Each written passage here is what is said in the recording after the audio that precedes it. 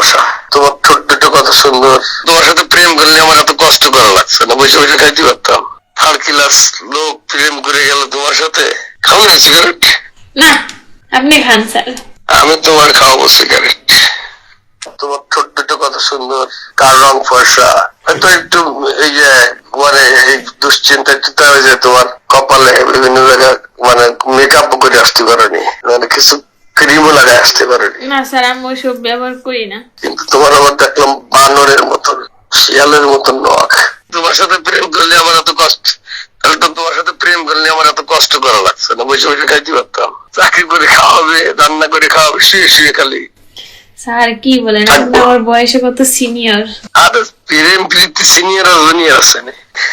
Third class লোক প্রেম করে গেল তোমার সাথে, কত তোমার সিনিয়র, 60 বছরের সিনিয়র নেই। আমি জানি না স্যার, আমার আইডিয়া নাই, কারণ আপনার কত বয়স আমি কিভাবে বলবো। তাহলে সিনিয়রের সাথে প্রেম করবা, তাই তো? স্যার যে একটা খাইছি এতে তুরতে আমার 12 বছর লেগে যাবো। তাহলে তো ঠিক আছে, তাহলে 12 বছর বেড়ে গেল তোমার, তাহলে বয়স, তাহলে তো বিরাট সময় কাছাকাছি চলে আইসো। আর একটা সাইকে খেয়ে তারপর আমার কাছে এসে যাও, সময় দিলাম।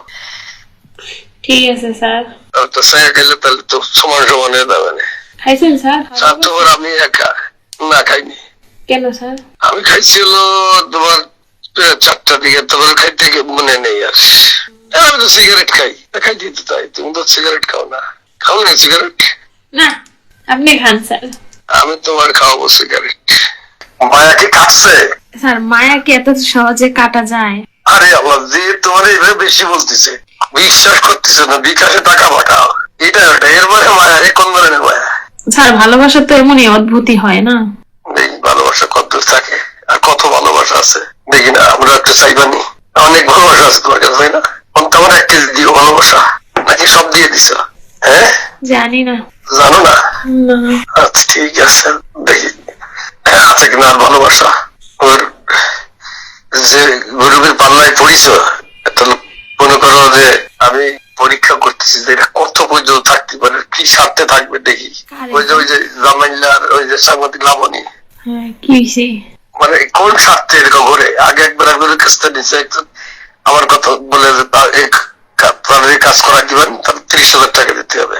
পরে তার কাজ করেনি, সে কথা স্যার করলেন না, টাকা তো নিলাম কি, আপনাদের কাজটা এটা তো লিগাল করে কাজ না, একটা জমি জায়গা